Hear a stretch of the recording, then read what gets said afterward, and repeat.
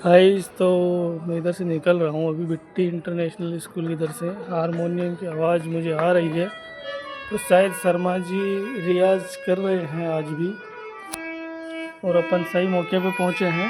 शर्मा जी सच में ही रियाज कर रहे हैं और आज तो सुटेड बुटेड होके बैठे हैं तो रियाज कर रहे हैं। ये देखो, कभी ढोलक कभी हारमोनियम।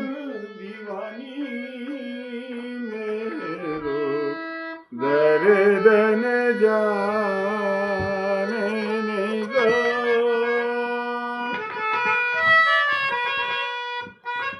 लीजिए आनंद भजन का।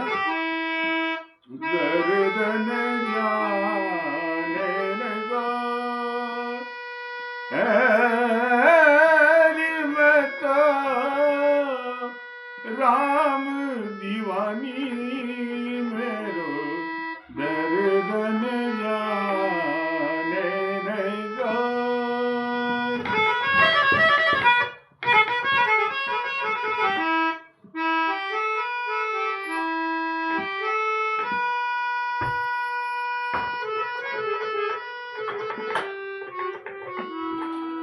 वाह वाह वाह, बहुत खूब बहुत खूब, सही टाइम पे आए हम भी। हाँ। तो गाइज आज अपन एक थोड़ा सा अलग हटके एक सवाल पूछेंगे। पहले तो शर्मा जी से मेरी जिज्ञासा है, मैं जब रोज़ इनसे मिलने आता हूँ पूछना चाहता हूँ। मैं सोचा आज नहीं, कल नहीं, परसों नहीं, फिर लेकिन आज मेरा मन कर रहा है कि मैं पूछ ही लूँ। तो नमस्कार सबसे पहले तो शर्मा जी, राधे राधे। राधे राधे सब, राधे राधे राधे राधे। तो आप अभी भजनों का जब रियाज कर रहे हैं, मैं देख रहा हूँ कि मैं मोस्टली जब भी आपसे मिलने आता हूँ हाँ। ऐसा एक भी दिन नहीं है गाइज, अगर आप वीडियो रोज़ देखते हो इनके तो आप वीडियो में भी देख सकते हो ये चीज़। हर बार अलग कपड़े पहनने का क्या रिवाज है, मैं मतलब पूछना चाहता हूँ आपसे कि मैं जब भी आता हूँ आपका कुछ भी चेंज होगा, पर होगा ज़रूर, तो ऐसा क्या कारण है? अपने शास्त्रों में ऐसा लिखा हुआ है कि प्रत्येक वार के कलर होते हैं। अच्छा, वार के कलर होते हैं। हाँ, उससे क्या है कि जिस वार का जो ग्रह होता है, जैसे अपने सोमवार का चंद्रमा होता है, अच्छा है, रविवार का सूर्य होता है, बुध ग्रह होता है, गुरु ग्रह होता है। अभी आपने देखा होगा बचपन के अंदर अपने माताएं जो गुरुवार को हल्दी डालती थी खाने में, तो गुरुवार को इनके मैंने भी देखा सबके, है कि कहीं पीले कपड़े ज़्यादा पहनते हैं। हाँ, तो इसलिए प्रत्येक वार के लिए अलग अलग कपड़े कलर लिखे हुए हैं। तो उस कलर को अगर आदमी पहनता है तो उस ग्रह की वो पॉजिटिव एनर्जी मिलती है उसकी। अच्छा, इसलिए मैं मोस्टली ध्यान रखता हूँ। ये बचपन से ही मेरी आदत है, मतलब मैं जब थोड़ा बहुत नाइन्थ टेंथ में पढ़ने लग गया था, उस समय से थोड़ी बहुत आदत है। कपड़ा नहीं है तो मैं रुमाल उसका लगा रखता था उस समय, अच्छा। ऐसे कुछ न कुछ। ना उस ग्रह के अनुसार या उस वार के अनुसार, चाहे हाँ कभी रुमाल हो गया, कभी हाँ, पूरी ताकि ड्रेस ये हो गई। ग्रह तकलीफ देते हैं ना आदमियों को, वो अच्छा। कम देते तो हैं, सबको देते हैं। तो वो और पहले वैसे कहते भी थे पुराने जमाने में, आदमी के ग्रह करता है ना वैसी दुश्मन भी नहीं करता। अच्छा, ऐसी कहावतें प्रचलित है। इसलिए अपने क्या है, ग्रह को खुश रखो। सही है। भाई वो जिसमें खुश है, पहनने ही तो है कपड़े, तो कोई से भी पहन, वो पहन लो, खुश रहेगा। अब जैसे शुक्रवार है, सफेद कपड़े पहनने चाहिए और आदमी काले पहन रहा है, हाँ, रोएगा उसके घर वालों के साथ। सही बात है। तो गाइस इन कपड़ों के बारे में, ग्रहों के बारे में जैसे ये बता रहे हैं, इस पर एक दिन बैठ के इनसे विस्तृत चर्चा करेंगे अपन। फिलहाल तो अपन जो जिस काम के लिए आए हैं, इनकी जर्नी कैसी रही आगे की, तो उसके बारे में अपना अगला सवाल इनसे पूछते हैं। तो गाइज आपको ये बताना है कि आज जो नई धुन बजने वाली है, ये कौन सी धुन बजा रहे हैं कमेंट में आपका रिप्लाई आना चाहिए।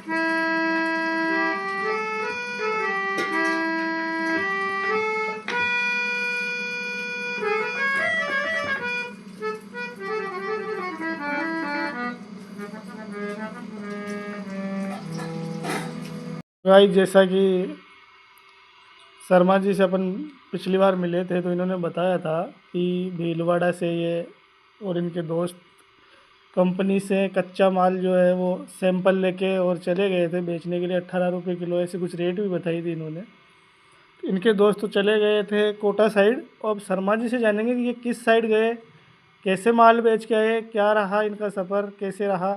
तो जानते हैं शर्मा जी की कहानी, शर्मा जी की जुबानी। तो थोड़ा बताएंगे सर। हाँ हाँ हाँ। आगे क्या हुआ था कि मैं चित्तौड़ वाली बस में बैठ गया। अच्छा। कभी चित्तौड़ चलते हैं अपन। हम्म। वहाँ उन्होंने ऐसे नाम लिया था, इंदौर, नीमच, रतलाम, ऐसे भोपाल, ऐसे नाम लिए थे ना। हम्म। वो हमारे मैनेजर साहब ने, कांति प्रसाद जी गुप्ता थे हमारे मैनेजर साहब। अभी भी जिंदा है वो, अभी हैं वो। तो हमने देखा अपन चलो चित्तौड़ तो चलते हैं। चित्तौड़ गया तो रास्ते में जो बस में बैठा था ना मैं, बस में बैठे बैठे ऐसे दिमाग में आया, पता नहीं प्रभु की लीला थी कि यार अपन इंदौर रतलाम में तो बसें खूब चलती है, ट्रैफिक खूब चलता है, और ग्रामीण देहात से आए हुए अपन किधर चलना किधर नहीं चलना इतना भी नॉलेज नहीं था। सही और बात। जैसे अभी भी कोई आदमी तो गांव के आदमी को आप सिटी में ले जाओ तो वो डर जाएगा। अभी भी वो किधर चलूं भीड़ को देख के एकदम हाँ, कंफ्यूज में रहता है। हाँ कंफ्यूज हो जाता है। मैंने सोचा यार अपन तो ऐसा करें, चित्तौड़ चल के एमपी का कोई नक्शा मिल जाता है तो अपन नक्शा लेंगे। अच्छा। ऐसे दिमाग में है। बस स्टैंड पे गया तो बस स्टैंड पे वो दुकानें लगी हुई थी। वहाँ पे वो अखबार वगैरह, वो जो पत्रिकाएं वगैरह मिलती है ना, इसको बंद करके आपने वो ले ली मतलब वहाँ से एटलस वगैरह, या जैसे कि कोई। हाँ एक नक्शा था, ऐसा ऐसा नक्शा बना हुआ था एमपी का, वो ले लिया। वहाँ बस स्टैंड पे बैठ गया और वो नक्शा देखता रहा। तो मेरे दिमाग में ऐसी चीज आई कि यार अपन तो जो जैसे नीमच है तो इसकी पास की जो तहसीलें हैं, मंदसौर की तहसीलें हैं, तहसीलों में भीड़ भी कम रहती है। केकड़ी हम रहते थे, जो तहसीलों तक तो अपन कवर कर लेंगे, इसमें तो इतना डर भी नहीं है। सही है। अपन तहसीलों में चले, ऐसे विचार बनाए। ऐसे विचार बनाने के बाद बस खड़ी थी तो उसमें जो चित्तौड़ के सबसे नियरेस्ट जो तहसील थी एमपी की, उसमें मैं चला गया। वहां जाकर के बाजार में घूमा तो जिसके भी प्लास्टिक के रस्सी और निवारे लटक रही थी जिस दुकान के, उसमें घुस गया। अच्छा। उसमें जाके, अब गांव ग्रामीण एरिया का था और वो बम्बई की रेजी कुर्ता पजामा और मैगली लटकी हुई थी। तो उन्होंने देखा, भाई कहाँ से आए आप? भाई मैं भीलवाड़ा से आया हूँ साहब, और हमारी कंपनी का नाम था जंवर plastic and company, Janwar plastic and company से आया हूँ। अच्छा अच्छा, तो क्या क्या बेचते हो, जो मेरा जो भी सामान था उनको रस्सी और निवार दिखाई दिया। मैंने, भाई ये बेचते हैं। तो मैंने उनको पूछा, ऐसा दिमाग में ऐसी उपज आई, तो आप कहाँ से लाते हो? उन्होंने कहा अभी इंदौर से लाते हैं, रतलाम से लाते हैं। अच्छा अच्छा, तो हमारा माल पहले इंदौर रतलाम में भेजते थे। मैंने कहा भाई उसको हम ही देते हैं, लेकिन हमारी कंपनी ने तहसील में एजेंसी बनाने का नियम बनाया। अच्छा, डिस्ट्रीब्यूटर बना रहे हो आप? हाँ हाँ, ऐसे मेरे दिमाग में कोई चीज आ गई और मैंने उसको बोल दिया। तो उसने कहा कि भाई तहसील में आप एजेंसी दोगे तो फिर माल और यहाँ किसी को ही नहीं दोगे। हमने कहा किसी को नहीं देंगे, आपको ही देंगे, तो अब मेरे को बना दो एजेंट। उसको मैंने कहा भाई उसमें एक शर्त है, आपको हर महीने 2 टन माल लेना पड़ेगा। उसने कहा अगर ले लेंगे। क्या भाव दोगे? तुम क्या भाव लाते हो मांस? उसने कहा भाई 25-26 रुपए किलो दे देते हैं हमारे को, तो हम तो आपको 22 रुपए किलो ही देंगे। और सस्ता। लेकिन मैंने सुना कि आपको रेट यहाँ से जब गए थे 18 रुपए किलो बताई थी। हाँ, सेठ जी ने 18 रुपए किलो की रेट दी थी, भाई अपने को 18 रुपए किलो में बेचना है। हाँ, लेकिन अब मैं तो वहाँ जब सेल्स ही करने गया, हाँ सही है, अपनी जो छाप मेरा- छोड़ के आनी थी। तो कुछ तो करूँ। सही है। ऐसे दिमाग में ऐसा था कभी मैं काम करूँ तो ऐसा करूँ जो सेठ भी मेरे को याद करे।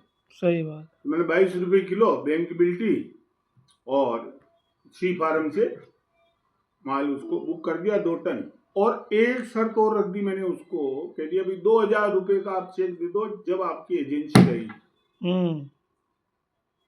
तो उसने 2000 रुपए और एडवांस दी, चेक दे दिया 2000 का, ये लो साहब। और फिर आगे की जो तहसील थी उसके लिए भी उसको बोल दिया मैंने को, भाई आगे की तहसील वाली जो गाड़ी है वो कब आएगी, जो मेरे को उसमें बिठा देना। हाँ। तो उसको तो मजा आ गया, उसने देखा यार, उसने चाय पानी नाश्ता अच्छा कराया, अच्छा मावा, मेरे खाना खाने का बहुत शौकीन था, तो मिठाई विठाई भी खिलाई ऐसे। और अगला जो भी तहसील थी उसकी मतलब आधा घंटे के अंदर में बुकिंग फाइनल हो गई, कर ली। हाँ, कोई ज्यादा टाइम नहीं लगा। और जो दूसरी बस आई उसमें दूसरी तहसील में चला गया। अच्छा। और दूसरी तहसील भी इसी टाइप से बुक कर दिया आपने? हाँ, ऐसे ही घूमा, एजेंट बना दिए हर जगह। हाँ, ऐसे करके मैं लगभग 20-22 तहसीलों में गया। तो 44 टन माल मैंने डन कर दिया, बुक कर दिया, बुक किया वहाँ पे। हाँ। और 20-22 तहसीलों में गया तो ऐसे 15 दिन लग गए मेरे। अच्छा, कितने दिन लगे? 15 दिन। 16 सितंबर 87 की तो मेरी ज्वाइनिंग थी। कितनी तारीख की? 16 सितंबर 1987। हाँ, और 27-28 तारीख को शायद ऐसे में 28-29 तारीख को वापस आया। तो 10-12 दिन लग गए थे। तो अच्छा, आप 28-29 16 को गए और 28-29 को वापस आए। तो जो मैनेजर साहब थे, मेरा जो मित्र था आर के पारी थे, वो 2-3 दिन में आ गया था, 200-400-500 किलो माल बेच के आ गया था वो। तो उसको मैनेजर साहब ने दबाव डाला कि भाई कहाँ है तेरा दोस्त। उस समय फोन फान तो ज्यादा फोन भी नहीं थे, आप भी नए नए आए थे, जो भाई तो किधर भाग गया। वो फोन क्या वो जो करने की, भाई अपने को तो बेचना है, तो वो एक धुन सवार था कि भाई बेचना है तो सारा माल बेच दो। ऐसे दिमाग में था कि भाई इतना माल बेचो।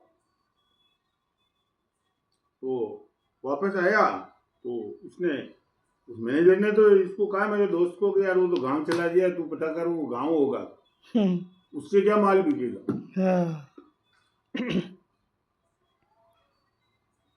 फिर मैं आ गया। तो मैनेजर साहब थे जो मेरा, उन्होंने कहा कि भाई क्या करके आया। मेरे साहब को ये निश्चित था कि भी ये कुछ नहीं कर पाएगा, ये क्या करेगा यार। अच्छे अच्छे आदमी जो अच्छे एजुकेटेड आदमी है जिनको रखे थे अपन ने, वही ज़्यादा नहीं बेच पाए। तो मेरे को यहाँ से वो सेठ जी के यहाँ से पकड़ के, छोटा ही था, यहाँ से पकड़ के ले गया मैं, चल सेठ जी के पास अभी तेरी छुट्टी करा दो। मेरे को पूछा क्या बेच के आया, क्या है? मैंने कहा वो बकरिया है, माल बकरिया जी। उसने देखा कि ये तो गांव जा चुके के वापस आ गया, ऐसे ही बेवकूफ बना रहा है कि चल इसके सेठ जी के पास ले चलते हैं। अच्छा, मैनेजर को कुछ भी नहीं बताया आपने? हाँ नहीं बताया, क्योंकि वो जब लगा था ना उस समय ही वो ऐसे ही कह रहा था कि यार इसको ये क्या करेगा काम। मैनेजर बहुत मतलब नाराज था मेरे से। जलवा सेठ जी को दिखाएंगे आप? हाँ, तो वो सेठ जी के पास ले गया। सेठ जी की उधर एक फैक्ट्री और थी, वहाँ बैठे रहते थे, उसमें चले गए हम। और जाने के बाद में सेठ जी के पास बिठाया। सेठ जी ने कहा कि हाँ बेटा ठीक कर रहे सेठ, बहुत बढ़िया। मैं वो मेखली थी उसमें से मैंने वो सारी डिटेल भी बना रखी थी पेपर पे, ऑर्डर फार्म वगैरह की, और वो चेक निकाले। तो मैनेजर देखने लग गया ये क्या निकाल रहा। तो सेठ जी ने भी देखा कि ये क्या है, चेक कैसे लिया है यार ये। तो जी ने चेकों को देखी, ये क्या है, कितना ऑर्डर कितना लाया? 44 टन का ऑर्डर है। सेठ जी का आंखें एकदम ऐसी लगी कि वाह यार, 44 टन पे माल बेच के आ गया तू। सेठ जी ने फिर मेरे को उस समय ये कहा था कि बेटे तूने कैसे बेचा ये माल, ये क्वेश्चन मेरे को किया था। तो मैंने सेठ जी को ऐसे कहा था, साहब आपने कहा था कि भाई बेचना है।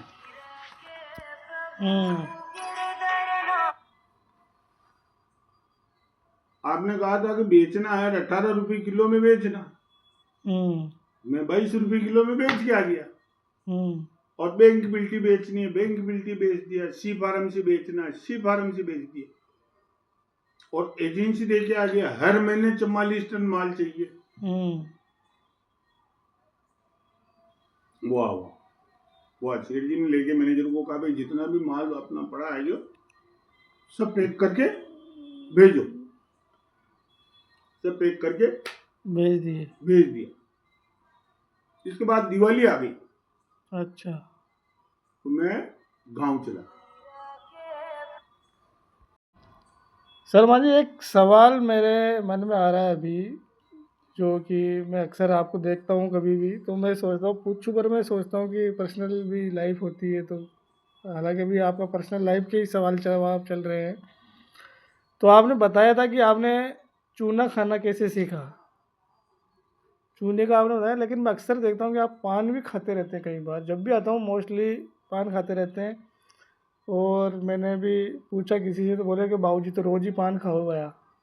ये पान का शौक़ कैसे लगा आपको कि आप डेली पान खाने लग गए? पान तो क्या है, हमारे जब मैं पढ़ता था ना तो हमारे सामने एक पान वाला था। अच्छा। तो वो उनकी एक दुकान भी थी।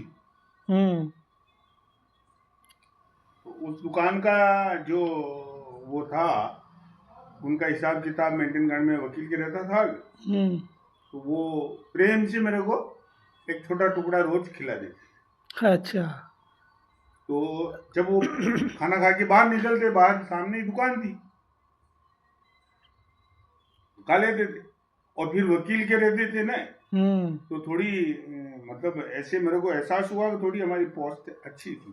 हाँ, वो रेपुटेशन थी। वहाँ जैसे दूध जलेबी वाले थे शास्त्री जी वगैरह, वहाँ भी हमारे को दूध जलेबी बड़े प्यार से खिलाते थे।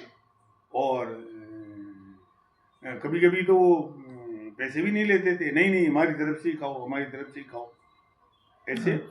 तो पान का फिर हमारे को ऐसे शौक लग गया। तो फिर हमने देखा वो एक गाना था ना, खाई के पान बनारस वाला खुल जाए बंद अकल का ताला। तो हमने सोचा यार ये गाना भी इसीलिए बनाया होगा, तो चलो थोड़ी बहुत अकल बंद होगी तो खुल जाएगी। हाँ। खाओ।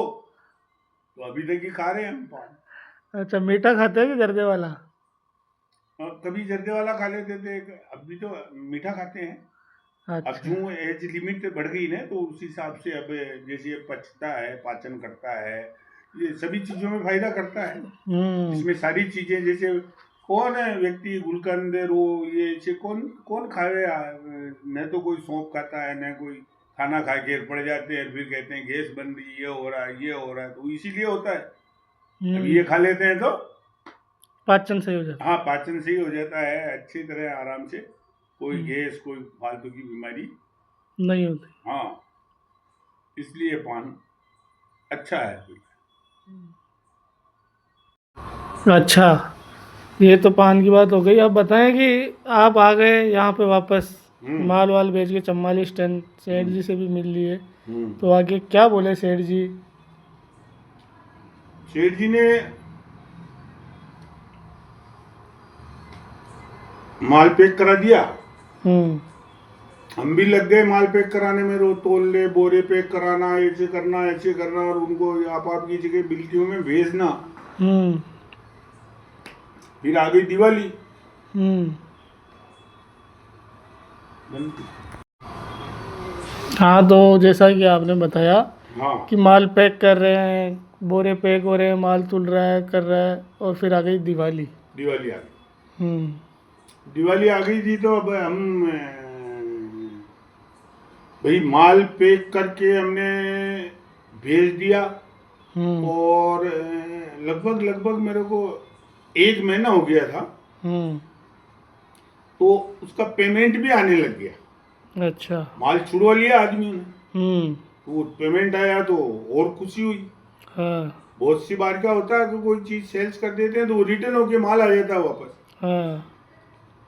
लेकिन वो मैंने क्या कि वो जैसे बहुत सारे आदमी रिटर्न भी कर रहे थे, हम्म। लेकिन मैंने पहले उनसे 2-2 हज़ार रुपये एडवांस ले लिए। एडवांस ले लिए। मैंने कहा कोई रिटर्न नहीं करेगा, छुड़ाएगा छुड़ाएगा। हम्म। तो एक भी माल रिटर्न नहीं आया। हम्म। ऐसे करके शायद मेरे हिसाब से वो अक्टूबर के महीने में थी दिवाली, ऐसा 20-22 तारीख को थी, ऐसा कुछ आइडिया आ रहा है मेरे को। तो अब हमने सेठ जी को कहा भाई हम गांव जाएंगे, हम्म। तो हमारी जो तनख्वाह लगाई थी 700 रुपये। अच्छा। हाँ, कितनी? 700। तो सेठ जी ने 700 रुपये, 1 महीना हो गया था, हम्म। 700 रुपये दे दिए। तो ये आपकी तनख्वाह। तनख्वाह। हम चले गए गाँव। गांव। गांव जाने के बाद हमारे पिताश्री ने पूछा हाँ। कि भाई क्या काम करता है तू, हम्म। कैसे है तेरी नौकरी। और सरकारी नौकरी में भी ऐसे 700-800 रुपये मिलते थे, हम्म। तो ज़्यादा तनख्वाह नहीं थी। तो हमने पिताजी को कहा भाई ऐसे सेल्स का काम करते हैं, ऐसे माल वाल सेल्स करते हैं। हाँ। अच्छा, तनख्वाह कितनी? सेल्स करते हो तो कहाँ करते हो, कहाँ करके आया तू? तो उधर गया था वो नीमच, मंदसौर, रतलाम, और बस में जो वहाँ। अरे भाई अपने तो ऐसी नौकरी नहीं करनी, हाँ। कहीं एक्सीडेंट हो जावे, कुछ भी हो जावे, ऐसा काम अपने को नहीं करना। सेठ जी को मना कर। वापस जावे तब अपना हिसाब लिया ना। और मैंने यहाँ पे रामविलास शिव कुमार जो सेठ जी हैं उनसे मंडी के अंदर बात कर ली है, वो तेरे को मंडी में लगा देंगे। मंडी में लगा देंगे, जो 800 रुपये दे देंगे, फिर बढ़ा देंगे। यहाँ पास का पास में ही रहेगा, क्योंकि पिताजी माता पिता भी उनसे भी एक दूर, बच्चा दूर जावे तो उनको थोड़ा अटपटा लगता था। हालांकि पिता कुछ कहते नहीं थे, लेकिन अंदर से तो पिता का प्यार होता ही है ना। हाँ। तो अंदर से उनका प्यार था, जो भी हुआ ये पास का पास में यही रहेगा तो रोज आ जाएगा चला जाएगा। बाहर की रोटी खाने से अच्छा घर की रोटी खा लेगा। हाँ, घर की रोटी खा लेगा। तो इस टाइप से हुआ। फिर दिवाली बाद वापस आए। दिवाली बाद वापस हम यहाँ आ गए। हम्म, आए सेठ जी के पास गए। हम तो इसी तैयारी में थे कि भाई हमारा हिसाब कर दो। कर दो। 700 रुपये तो उन्होंने दे दिए थे, हाँ। लेकिन जो मेरे को जो पैसा दिया था उन्होंने खर्चे के लिए, हम्म। उसका मैंने हिसाब दिया नहीं था। अच्छा, वो 1000 रुपये जो दिए थे। हाँ, तो उसका हिसाब देना भी मेरा कर्तव्य बना। हालांकि मैं चाहता तो नहीं आता वापस, हम्म। लेकिन उनके सेठ जी के उसमें से लगभग 159 रुपये बाकी थे। अच्छा। मैंने हिसाब बना रखा था, तो भी ये 159 रुपये भी दिएंगे सेठ जी को। हम्म। और 16 सितंबर से 16 अक्टूबर और 2-4 दिन अपन ने और काम किया है। 20 अक्टूबर को गए थे हम, जो 4-1 दिन का जो अपनी जो तनख्वाह बनती होगी जो दे देंगे और सेठ जी को बोल देंगे भाई हमारा हिसाब बना दो, अब हम नौकरी नहीं सेल्समैन की नहीं करेंगे। तो आप आ गए अपना हिसाब किताब पूरा लगा के।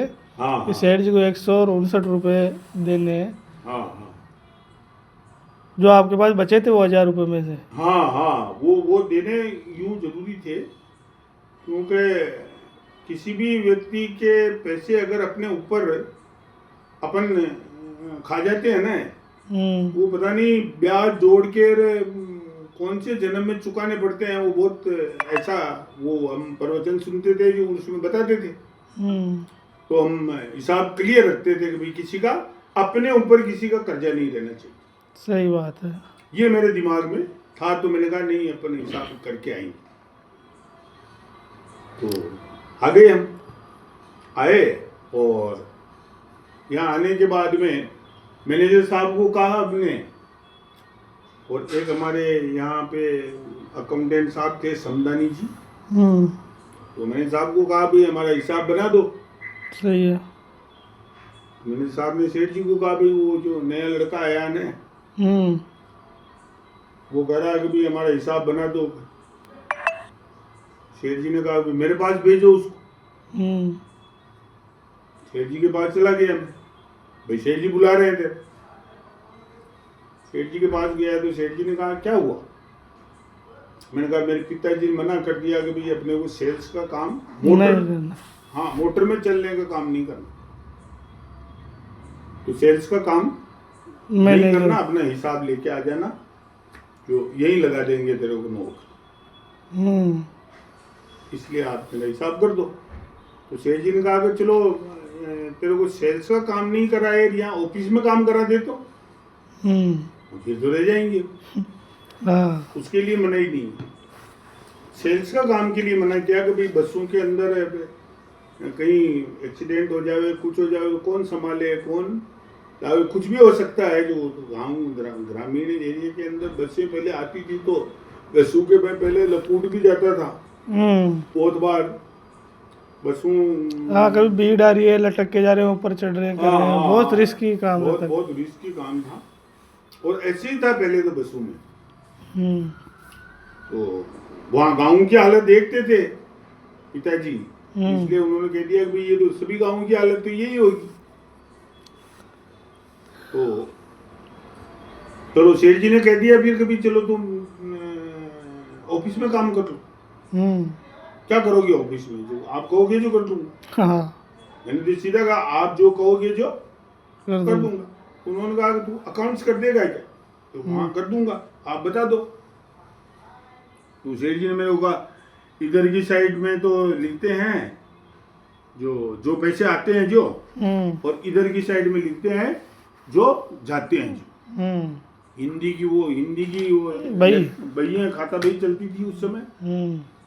तो मैंने यही याद रखा भाई इधर की साइड में तो आए जो लिखना है, इधर की साइड में जाए जो लिखना। तो मैं लिखने लग गया। तो सेठ जी ने मेरे को वो प्लास्टिक फैक्ट्री थी जो, उसमें 8 यूनिट थी सेठ जी, तो 1 यूनिट के मेरे को इंचार्ज दे दिया कि भैया वह चल तू इसके खाता भी तू लिखना। वाह, मैं लिखने लग गया। और कोई काम नहीं दिया, अब वो खाता भी लिखना तो इतना सा लिखना जो तो 2-4 एंट्री होती।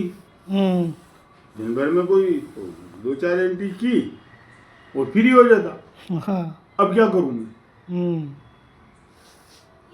और सेठ जी ने भी देखा भाई नया नया है, सेठ जी बहुत ज्ञानी थे, उन्होंने देखा भाई इसको अगर ज्यादा लोड दे देंगे तो भाग जाएगा। ही। तो उन्होंने देखा भाई ये दूसरे अकाउंटेंट भी एक एक अकाउंट दे रखा है, इसको एक दे दो। वो दिन भर में वो गपड़ चौथ करते रहते थे। उन्होंने देखा भाई ये भाई इसको दे दो। अब मैं क्या करा, मैंने देखा यार ये एक अकाउंट में इसमें तो कोई मजा नहीं आया। अब दिन भर वही बैठे रहे और हमारे वो मिस्त्री जी थे उधर शिव जी सुथार, वो जो हम बैठ जाते कहानियां कहते रहते, और सर्दी के दिन थे जो तब गाल लेते, और एक माचा लगा हुआ था, नीम का पेड़ था, तो उसके नीचे सो जाता। एक सत्यदेव सिंह जी हमारे चौकीदार थे, अभी भी हैं वो। तो वो पास में एक होटल थी, वहाँ से चाय ले आते और ये जर्दा बनाते रहते और खाते रहते। वो 2-4 आदमी और आ जाते जो सुपरवाइजर थे, तो घंटा 2 घंटा कहानियां कहते रहते, और फिर वो नीम की छाया थी जो सो जाता। ऐसे तो 10-5 दिन निकले। और वो मैनेजर साहब तो थे, तो मैनेजर साहब भी इसको जो काम दे रखा है जो कर दिया इसने। अब मेरे को कहे क्या, मैनेजर साहब भी कुछ कहे नहीं कि भाई तू बेटा बेटा। एक दिन उन्होंने ऐसे ही मैनेजर साहब ने कहा लिया तुम यहाँ सोते क्यों? मैंने कहा जी तो क्या करूं बताओ, कोई काम हो तो बताओ मेरे को। तो बैठे रहो। हाँ सही है, काम बताओ, नहीं तो फ्री हो जाता हूँ मैं तो जल्दी। फिर तो सोऊंगा ही मैं तो। उन्होंने सेठ जी को, एक दिन उनके बच्चे आए थे, सेठ जी का बड़े वाले लड़के, तो मैं सो रहा था। तो चौकीदार को पूछा कि ये कौन सो रहे हैं? उन्होंने कहा वो नए मुनीम जी आए थे। अच्छा। मेरे को 1.5 महीने, हाँ 1.5-2 महीने हुए थे, तो वो नए मुनीम जी आए जी सो रहे। तो क्या तबीयत खराब है क्या इनकी? तो नहीं चौकीदार जी थे जो, उन्होंने तो रोज जी सोते हैं। हाँ। अभी आएंगे, अभी थोड़ी देर में जाए वो मिस्त्री जी आ जाएंगे, तो फिर ये बस चाय वाय पियेंगे, जर्दा वर्दा खाएंगे, ऐसे ये तो दिन भर ही सोते रहते हैं। तो हैं तो हाँ क्यों, क्या पता उसको, क्या मुनीम को क्या पता, तो चौकीदार को क्या पता, ये क्या पता।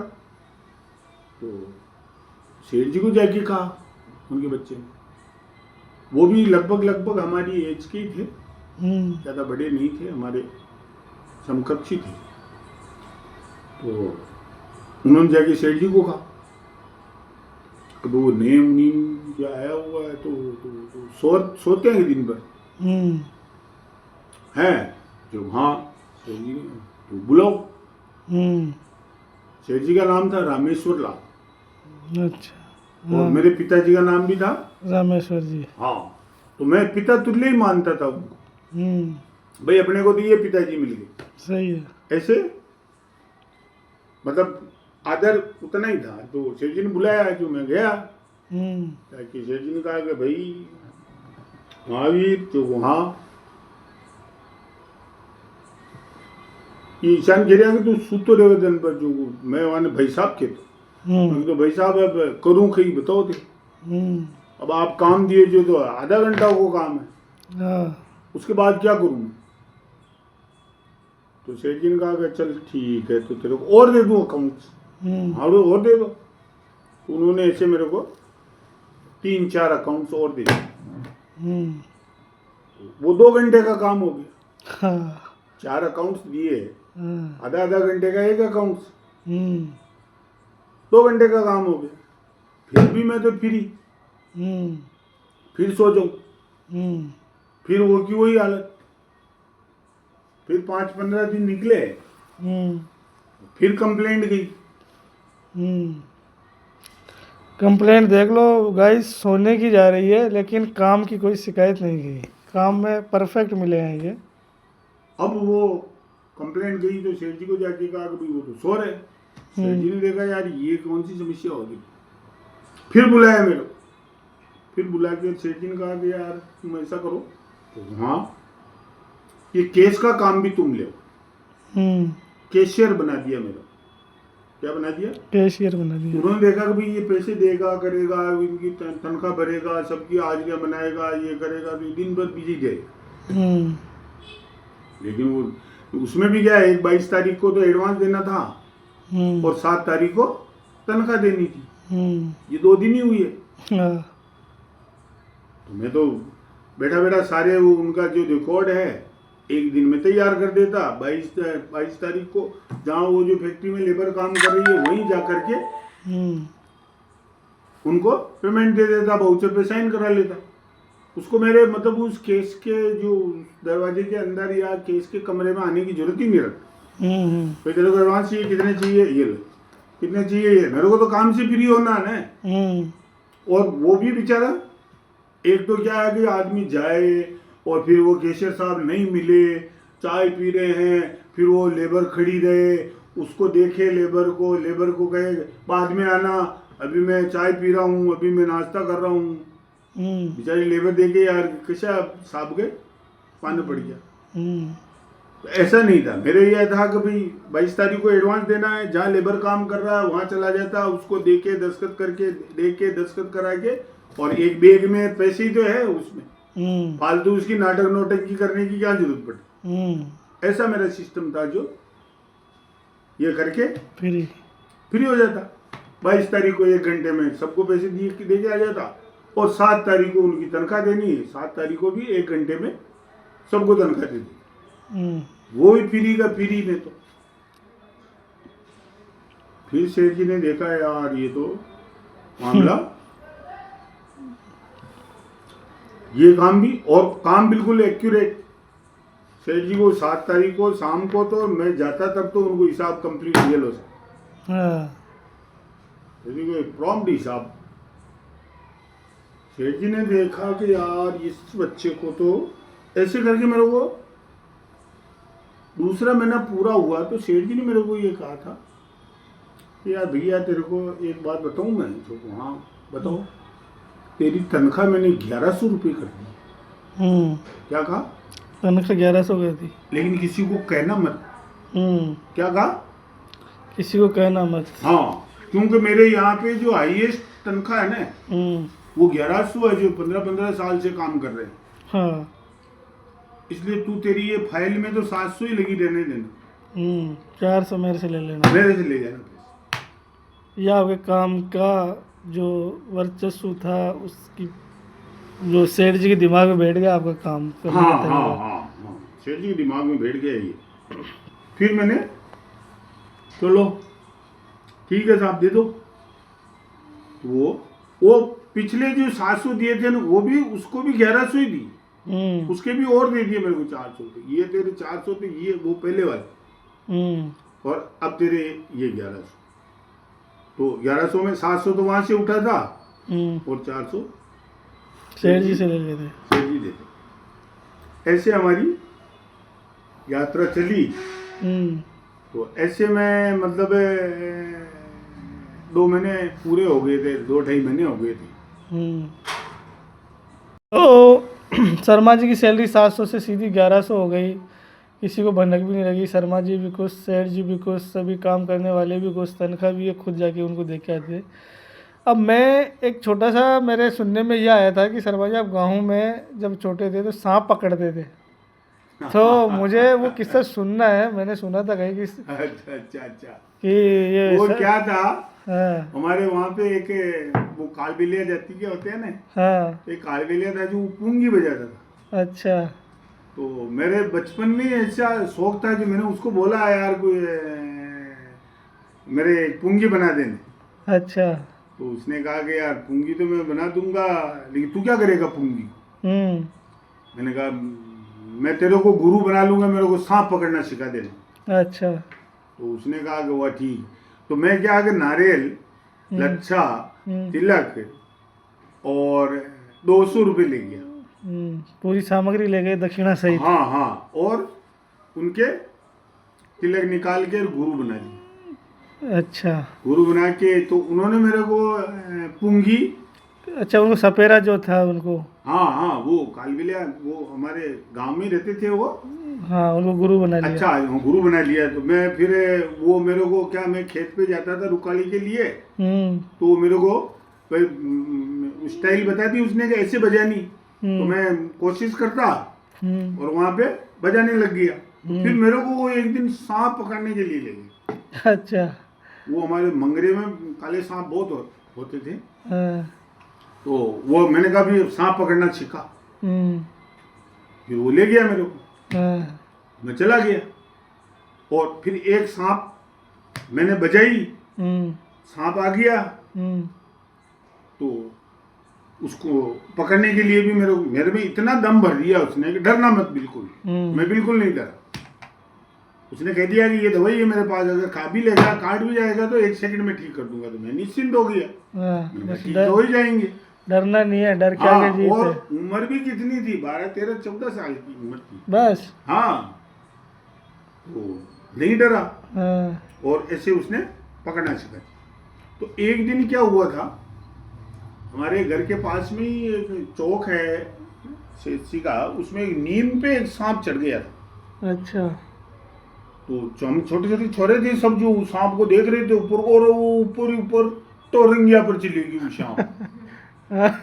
तो मैं घर से पुंगी लाया और पुंगी बजाने लगा। अब वो सांप दौड़ के और नीचे दौड़ने लगा, तो हम तो भगे।